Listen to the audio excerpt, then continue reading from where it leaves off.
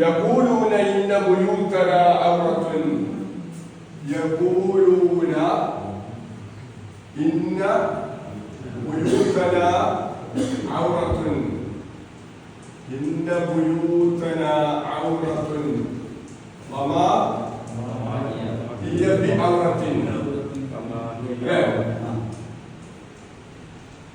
ഇതാണ് വേറെ പ്രശ്നങ്ങൾ. അവരുടെ കൂട്ടത്തില് അപ്പുള്ള കൂട്ടത്തിൽപ്പെട്ടെ വേറൊരു വിഭാഗം മറ്റൊരു വിഭാഗം അനുവാദം ചോദിക്കുന്നു. അനുവാദം ചോദിക്കാനാണ് യുദ്ധമുഖത്തിൽ നിന്ന് തിരിച്ചുള്ള അനുവാദം ചോദിക്കാറ്. യുദ്ധരംഗത്തിൽ നിന്ന് തിരിച്ചു അനുവാദം ചോദിക്കുക. എന്താണ് നബിയോട് അവരുടെ കൂട്ടത്തിലെ ഒരു ഫരീഖ്, ഒരു ഗ്രൂപ്പ്, ഒരു വിഭാഗം നബിയോട് അനുവാദം ചോദിക്കുന്നു എന്ന് പറഞ്ഞാൽ എന്താ അനുവാദം ചോദിക്കുക? തിരിച്ചു അനുവാദം ചോദിക്കുക. എന്തായാലും കാരണം പറഞ്ഞാലോ യഖൂലൂന അവർ പറയുന്നു ഇന്ന ബുയൂതന തീർച്ചയായും ഞങ്ങളുടെ വീടുകൾ ഔറത്തുൻ അത് അടച്ചുറപ്പില്ലാത്തതാണ്. ശത്രുക്കളെങ്ങാനും ഒന്നായിട്ട് നമ്മുടെ നാട്ടിക്ക് എരച്ച് കയറിയാല് ഞങ്ങളെ വീടുകളെ പോയി ചെന്നാല് ആകെ അപ്പൊ അതുകൊണ്ട് പിന്നെ ഞങ്ങൾക്ക് ഞങ്ങളുടെ വീടാണ് അടച്ചുറപ്പില്ലാത്തതാണ്. നഗ്നാണെന്നാണ് വാക്കിന്റെ അർത്ഥം. നഗ്നം അതായത് അടച്ചുറപ്പില്ലാത്തത്. അതുകൊണ്ട് ഞങ്ങൾക്ക് വീട്ടിൽ പോകാം. മദീനയിലേക്ക് ജസീബിലേക്ക് ഇരച്ചു കയറിയത് ഞങ്ങളുടെ വീടുകളിൽ ഞങ്ങൾക്ക് കാവലിക്കേണ്ട അവസ്ഥയുള്ളത് വിഭാഗം ഉണ്ടായിരുന്നു. അപ്പൊ ഈ പറഞ്ഞ ആൾക്കാരൊക്കെ പറഞ്ഞു ഒരാളാണ് വാക്കിണ്ടായിരുന്നു പറഞ്ഞിട്ടില്ല. നമുക്ക് മനസ്സിലാക്കാലോ ഈ ആകെ ഉണ്ടായിരുന്ന കൂടെ ഉണ്ടായിരുന്ന ആളുകൾ കൂടപ്പെട്ട ഓരോരുത്തരും ഇങ്ങനെ ഓരോന്നൊക്കെ നെല്ലിനോട് ഈ സമയത്ത് നെല്ലിനോട് ഞാൻ അനുവാദം ചോദിച്ചാൽ എന്റെ മനുഷ്യനാണോ അല്ലെങ്കിൽ മനുഷ്യനല്ലേ പ്രവാചകനാണെങ്കിൽ മനുഷ്യനാണല്ലോ. അദ്ദേഹം ആ സമയത്ത് അഭിമുഖീകരിക്കുന്ന പിന്നെ പ്രതിസന്ധിയുടെ കാഠിന്യത്തിലുണ്ടോ? ഒരു ഭാഗത്ത് ആൾക്കാർ ഇങ്ങനെ കൈമാറണം മറുപടിയല്ല അത് നിങ്ങൾ വിചാരിച്ചില്ല പറഞ്ഞ ശരിയല്ല എന്നൊക്കെ പറഞ്ഞ ആൾക്കാരെ സമാധാനിപ്പിക്കണം. മറ്റൊരു ഭാഗത്ത് വേറെ കൂട്ടി വന്നിട്ട് പറയാ പിന്നെ എന്താണ് പിന്നെ നമുക്ക് പിടിച്ചിക്കാൻ മണിക്കൂറിന് വരേണ്ട അങ്ങനെയല്ല അതുപോലെ സഹായം ക്ഷമിക്കുന്നൊക്കെ പറഞ്ഞാൽ ഒരു മണി സമാധാനിപ്പിക്കാം.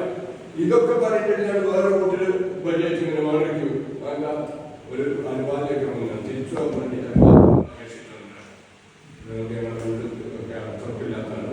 അതുകൊണ്ട് തിരിച്ചു പോകാൻ അനുവാദം തരണമെന്ന് പറഞ്ഞിട്ട് ഒരു വിഭാഗം ആളുകൾ അനുവാദം ചോദിക്കുന്നു. അവരുടെ കൂട്ടത്തിൽപ്പെട്ട വിഭാഗം ആളുകൾ നബിയോട് എപ്പോഴും അവർ പറയുന്നു ഇന്ന ബുയൂതന തീർച്ചയായും ഞങ്ങളുടെ ഭവനങ്ങൾ ഔറത്തുൻ അത് നഗ്നമാണ് അഥവാ അടച്ചുറപ്പില്ലാത്തതാണ്. ഔറത്തിൻ യഥാർത്ഥത്തിൽ അവരുടെ വീടുകൾ അടച്ചുറപ്പില്ലാത്തതല്ല. അത് പിന്നെ ഒക്കെ പ്രതിസന്ധി വന്നപ്പോഴേ കടുത്ത പ്രതിസന്ധിയാണ് പോകുന്നത്. ആ ഒരു സന്ദർഭത്തിൽ അതിന് രക്ഷപ്പെടാൻ ഓരോ ന്യായമായി പിന്നെ സന്നദ്ധ യുദ്ധത്തിനൊന്നും പുറപ്പെടില്ലെങ്കിലും നമ്മൾ യുദ്ധത്തിലൊക്കെ ഇറങ്ങേണ്ടി വരും. അപ്പൊ ഇറങ്ങേണ്ടി വരുമ്പോ ഇങ്ങനെ പറയണമെന്നില്ല. ഇത് പോലുള്ള സംഗതികളൊക്കെ പറഞ്ഞാണെങ്കിൽ ഒരു കൂട്ടർക്ക് വേണമെങ്കിൽ എന്ത് ചെയ്യാം, പിന്നെ എന്തെങ്കിലുമൊക്കെ നിസ്സാരമായ കാര്യങ്ങൾ പറഞ്ഞുകൊണ്ട് ആളുകളെ എന്ത് ചെയ്യാം പിന്നെ നിർവീര്യമാക്കാം. വേറെ ഈ പറഞ്ഞ മാതിരി എന്തെങ്കിലുമൊക്കെ ചെറിയ കാര്യങ്ങളൊക്കെ പറഞ്ഞിട്ട് പരിസരത്തിനൊക്കെ പറഞ്ഞാൽ പരിസരത്തിനൊക്കെ പറഞ്ഞാൽ തള്ളിക്കാം. അപ്പൊ ഇത് ആ സമയത്ത് ആ രംഗത്തുണ്ടായ ഓരോ വിഭാഗം ആളുകൾ പ്രവാചകനെ പ്രതിസന്ധിയിലാക്കിയതിന്റെ ചില ഉദാഹരണങ്ങളാണ് ഈ ആക്ടിലൂടെ നടത്തുന്നത്. വളരെ കൃത്യമാണ്. ഏത് കാലത്തും പിന്നെ പ്രവാചകന്റെ പിൻഗാമികളായി ഇസ്ലാമിന്റെ പ്രചാരണത്തിന് വേണ്ടി നിലകൊള്ളുന്ന പിന്നെ ആളുകൾക്കൊക്കെ കാലാകാലങ്ങളിൽ പഠിക്കേണ്ട ഒരുപാട് നൽകുന്ന ചില സംഗതികളാണ് ഇവ. അങ്ങനെ സംഘടിപ്പിച്ചാൽ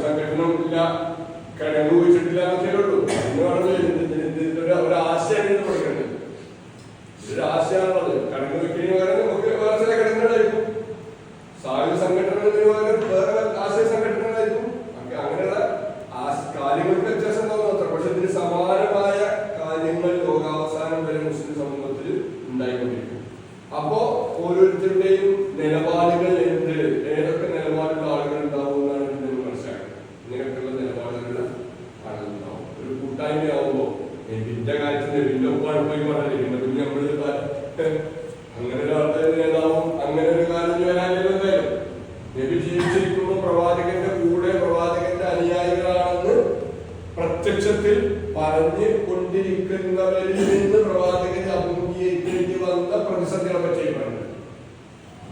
പിന്നെയുള്ള പ്രവാചകന്മാരല്ല എന്തായാലും. പ്രവാചകന്റെ കാലത്തുണ്ടായിരുന്ന വിശ്വാസികളിലൊക്കെ ഇങ്ങനെ ഉണ്ടായിട്ടുണ്ടെങ്കിൽ പിന്നീടുള്ള വിശ്വാസികളിലും ഇങ്ങനെയൊക്കെ ഉണ്ടാകണമെന്നതിന് യാതൊരു സംശയമില്ല. പ്രവാചകൻ ജീവിച്ചിരിക്കുമ്പോൾ ഇതിന്റെ ഒപ്പം നടന്നുകൊണ്ട് മുനാഫിക്കാൻ കഴിയെങ്കിൽ ഇതിനെ കാണാത്താക്ക് എളുപ്പമല്ല.